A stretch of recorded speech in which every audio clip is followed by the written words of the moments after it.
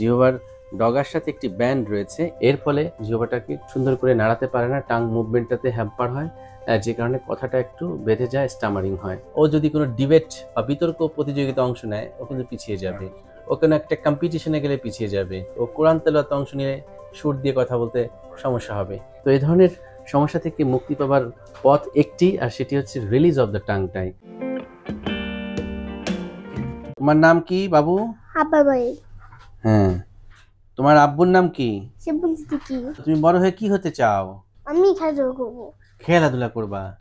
তোমার কি খেলতে ইচ্ছা করে? দৌড়াদৌড়ি। ও, দৌড়াদৌড়ি করতে ইচ্ছা করে।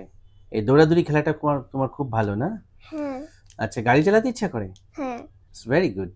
ভিউয়ার্স, আপনারা দেখতে পাচ্ছেন একটি মিষ্টি বাবু আমার চেম্বারে এই মুহূর্তে বসে আছে। ওর স্মার্টনেস দেখে আমি নিজেই মুগ্ধ হয়ে গিয়েছি। প্রত্যেকটা জিনিস সম্পর্কে জানছে। এটা কি জানো তুমি? এটা কি জানো?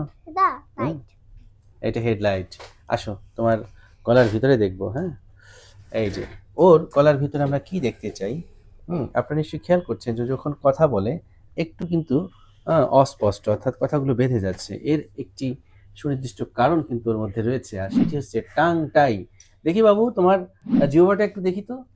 হা করো, হা করো। এই যে হা করার সাথে সাথে আমরা যে জিনিসটি খেয়াল করছি যে তার জিহ্বার ডগার সাথে একটি ব্যান্ড রয়েছে। এই ব্যান্ডটি হচ্ছে আলটিমেটলি টাং টাই। এবার জিহ্বাটা বের করো।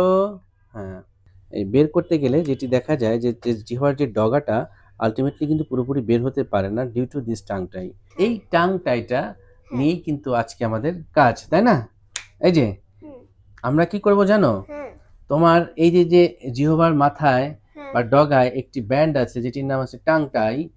সেই টাং টাইটাকে আমরা রিলিজ করে দিব, তাহলে তুমি খুব সুন্দর করে কথা বলতে পারবে। জিহ্বার ডগায় যে ব্যান্ডটি আলটিমেটলি ফ্লোর অফ দ্য মাউথের সাথে অ্যাটাচ রয়েছে, এর ফলে যেটি হয়, বাচ্চারা জিহ্বাটাকে সুন্দর করে নাড়াতে পারে না, টাং মুভমেন্টটাতে হ্যাম্পার হয়, যে কারণে কথাটা একটু বেঁধে যায়, স্টামারিং হয়।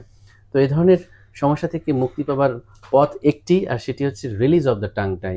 অত্যন্ত সহজ একটি সার্জারি রয়েছে যেটির নাম হচ্ছে রিলিজ অফ টাং টাই, এবং এই কাজটি আমরা লোকাল অ্যানেস্থেসিয়া দিয়ে করতে পারি। অর্থাৎ এখানে ফুল অজ্ঞান করার কোনো দরকার নেই।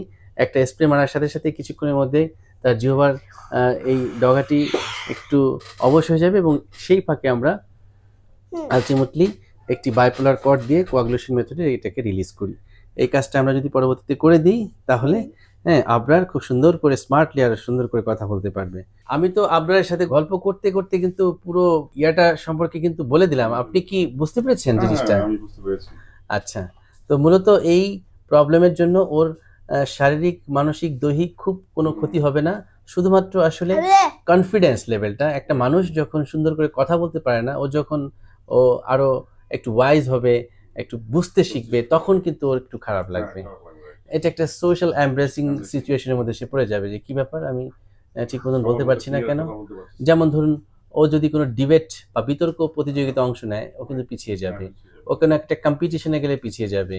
ও কোনো গানের প্রতিযোগিতায় গেলে পিছিয়ে যাবে। ও কোরআন তেলাওয়াতে অংশ নিয়ে সুর দিয়ে কথা বলতে সমস্যা হবে।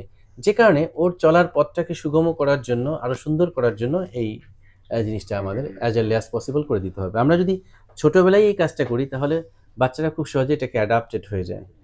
অর্থাৎ তার টাং মুভমেন্টটা ফ্রিকুয়েন্টলি হবে, এবং দেখবেন যে ওর যে একটু যে স্টামারিং হয় সেটি আর থাকবে না। আর তাহলে আমরা এই গল্পে গল্পে বক্তব্য দিতে চাই যে এই ধরনের সমস্যা হলে ঘরে না বসে, আমার মনে হয় যে একজন নাক কান গলা রোগ বিশেষজ্ঞ চিকিৎসকের আপনারা পরামর্শ গ্রহণ করবেন, তিনি আপনাদেরকে সঠিক সিদ্ধান্ত দিবেন। Thank you very much for watching this video.